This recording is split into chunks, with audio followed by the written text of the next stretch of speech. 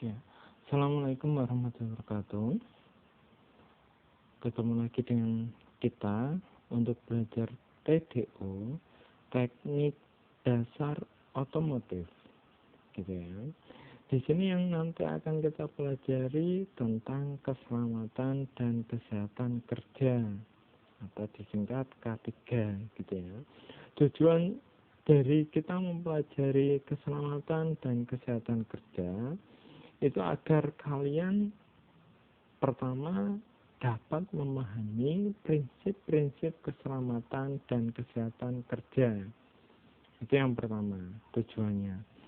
Terus yang kedua, kalian dapat mengidentifikasi potensi dan resiko kecelakaan kerja. Gitu ya tujuannya. Terus apa itu keselamatan dan kesehatan kerja? Dari pengertian K3 sendiri, kita bisa diartikan secara keilmuan. Itu K3 merupakan ilmu pengetahuan dan penerapannya dalam upaya mencegah terjadinya kecelakaan dan penyakit akibat kerja. Itu untuk pengertian K3 secara keilmuan, gitu ya. Terus ada juga pengertian K3 secara filosofis. Itu suatu upaya yang dilakukan untuk memastikan keutuhan dan kesempurnaan jasmani dan rohani tenaga kerja pada khususnya dan masyarakat pada umumnya terhadap hasil karya dan budaya menuju masyarakat adil dan makmur. Gitu ya. Itu pengertian K3 secara keilmuan dan filosofi. Jadi dari pengertian K3 tersebut secara keilmuan dan filosofis, kita dapat simpulkan bahwa K3 itu adalah bidang yang berhubungan dengan keselamatan, kesehatan, dan kesejahteraan manusia yang bekerja pada sebuah institusi ataupun lokasi proyek. Gitu ya, kalau kita simpulkan dari pengertian K3. K3 sendiri itu sudah diatur dalam undang-undang. Undang-undang yang mengatur syarat-syarat K3 itu ada Undang-Undang Nomor 1 Tahun 1970 tentang keselamatan kerja pasal 3 ayat 1. Itu menerangkan pertama untuk mencegah dan mengurangi kecelakaan. Kedua, mencegah, mengurangi dan memadamkan kebakaran. Ketiga, mencegah dan mengurangi bahaya peledakan. Keempat, memberi jalur evakuasi keadaan darurat. Kelima, memberi P3K kecelakaan kerja. Keenam, memberi APD atau alat pelindung diri pada tenaga kerja. Ketujuh, mencegah dan mengendalikan timbulnya penyebaran suhu, kelembapan, debu, kotoran, asap, uap, gas, radiasi, kebisingan, dan getaran. 8. Mencegah dan mengendalikan penyakit akibat kerja dan keracunan. 9. Penerangan yang cukup dan sesuai. 10. Suhu dan kelembapan udara yang baik. 11. Memelihara kebersihan, kesehatan, dan ketertiban. 12. Keserasian tenaga kerja, peralatan, lingkungan, cara, dan prosedur kerja. 13. Mengamankan dan memperlancar pengangkutan manusia, binatang, tanaman, dan barang. 14. Mengamankan dan memelihara segala jenis bangunan. 15. Mengamankan dan memperlancar bongkar muat, perlakuan, dan penyimpanan barang. 16. mencegah tekanan aliran listrik berbahaya. 17. Menyesuaikan dan menyempurnakan keselamatan pekerjaan yang resikonya bertambah tinggi.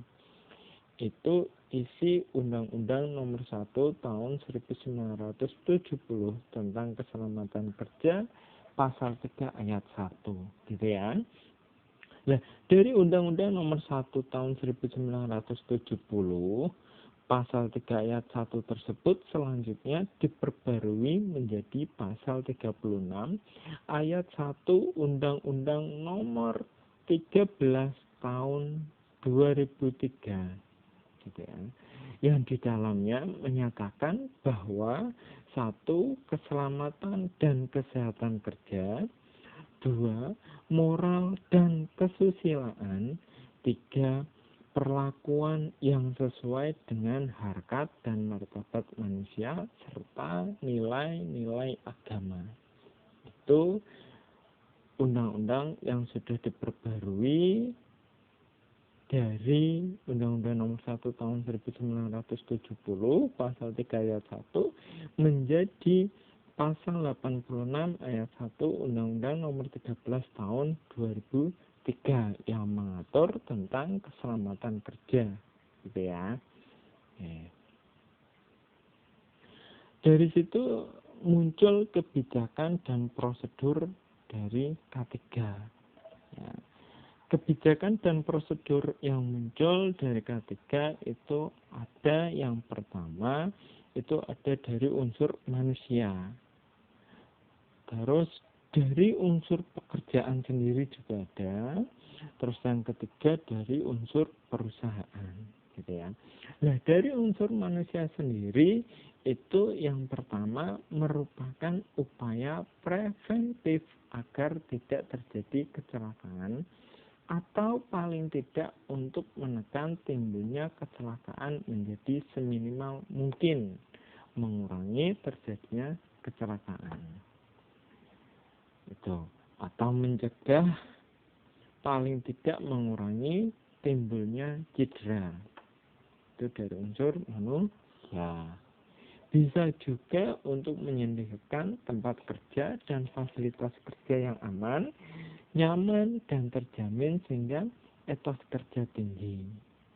Terus bisa juga penerapan metode kerja dan metode keselamatan kerja yang baik sehingga para pekerja dapat bekerja secara efektif dan efisien. Terus bisa juga yang terakhir itu untuk meningkatkan kesejahteraan pekerja. Itu dari unsur manusia. Nah, gimana kalau dari unsur pekerjaannya sendiri? Kalau dari unsur pekerjaannya, itu yang pertama, mengamankan tempat kerja, peralatan kerja, material, konstruksi, instalasi pekerjaan, dan berbagai sumber daya lainnya.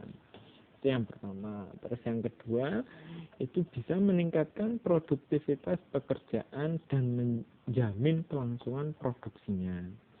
Terus yang ketiga, terwujudnya tempat kerja yang aman, nyaman, dan terjamin kelangsungannya. Itu untuk dari unsur pekerjaan, gitu ya. Terus yang terakhir, itu kebijakan dan prosedur kerja dari unsur perusahaan. Itu seperti apa? Dari unsur perusahaan sendiri itu yang pertama menekan biaya operasional pekerjaan sehingga keuntungan menjadi lebih besar. Perusahaan bisa lebih berkembang dan kesejahteraan karyawan dapat ditingkatkan. Itu yang pertama. Terus yang kedua juga dapat mewujudkan kepuasan pelanggan sehingga kesempatan perusahaan untuk mencari dan mendapat pekerjaan lebih banyak. Terus terwujudnya perusahaan yang sehat.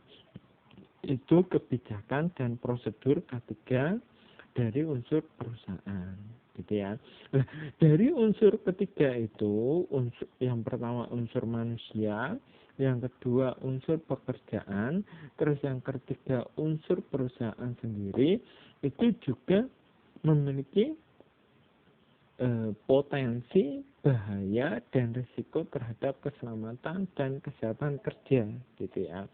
Nah, potensi dan bahaya bahaya resiko terhadap keselamatan kerja sendiri kita kategorikan sebagai kategori A dan seterusnya, gitu ya.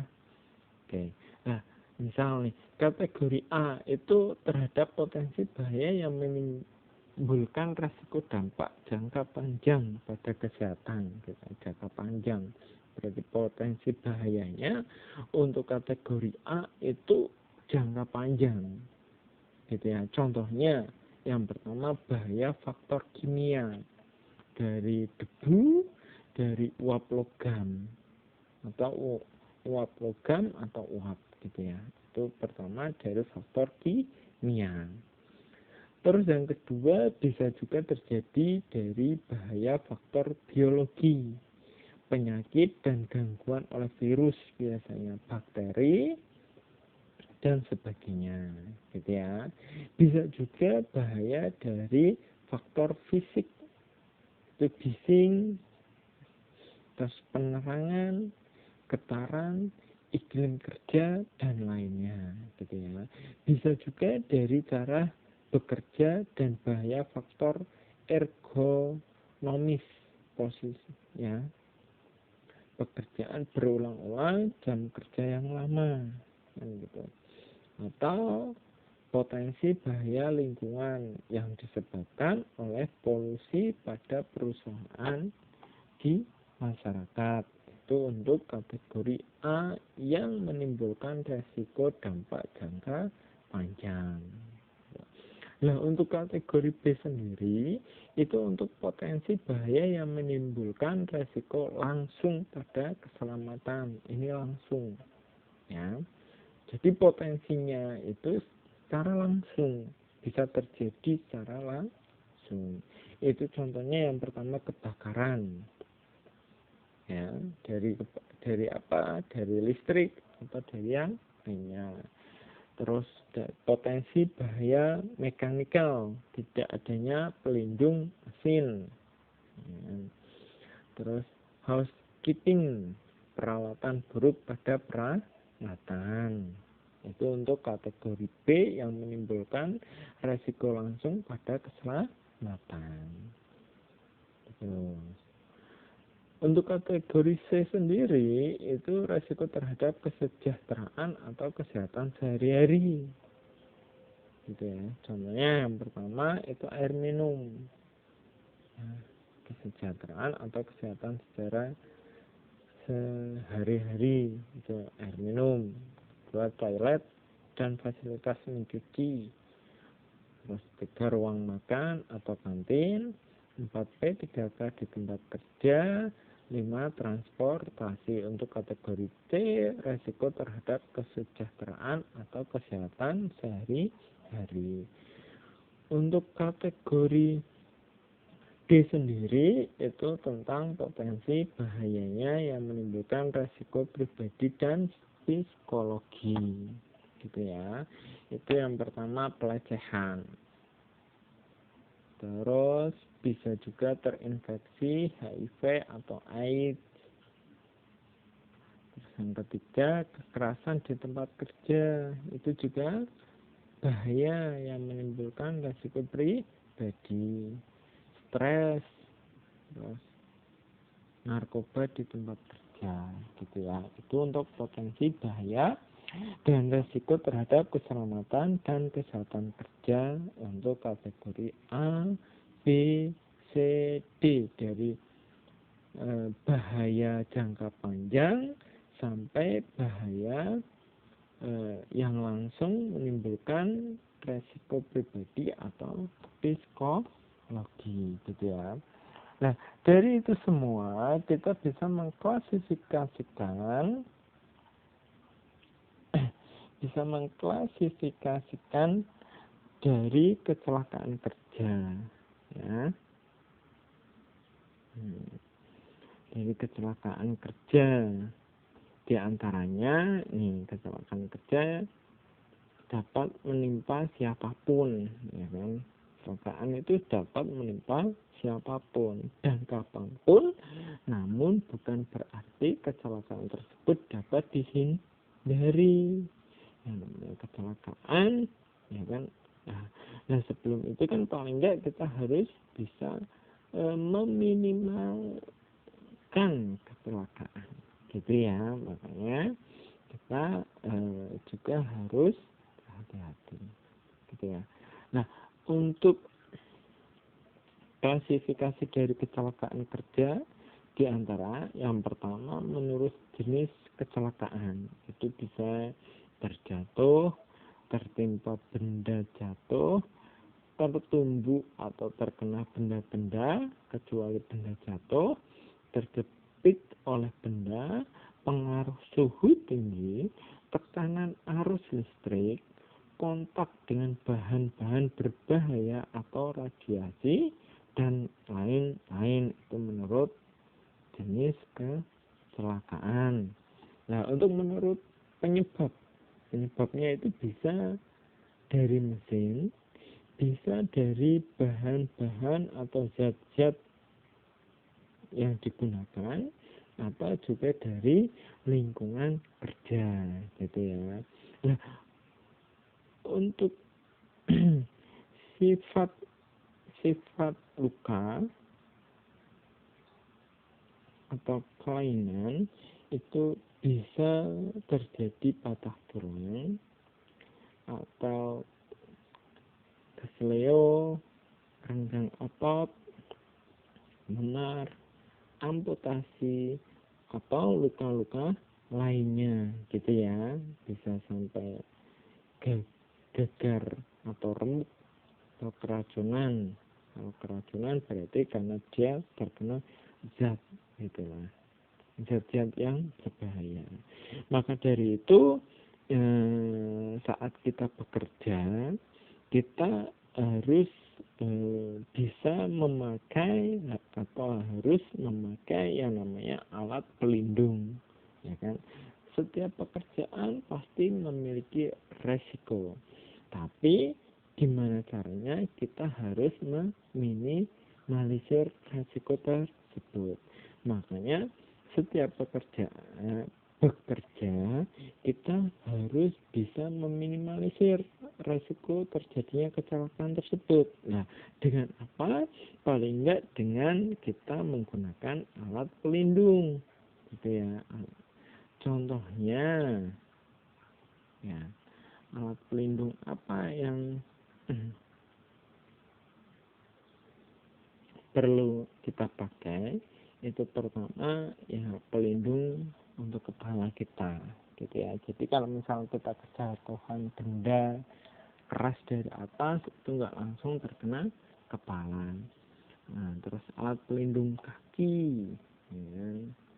Terus ada juga alat pelindung tangan, terus alat pernapasan, karena pernapasan kita itu juga harus dijaga, hidung kita, dan yang terakhir alat pelindung mata, gitu ya. Jadi itu yang bisa saya sampaikan untuk keselamatan dan kesehatan kerja, gitu ya.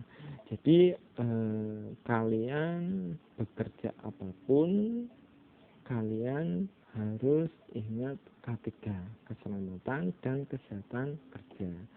Dan paling tidak juga harus menggunakan alat pelindung yang paling enggak bisa melindungi kalian dari kecelakaan sekecil apapun, gitu ya. Oke.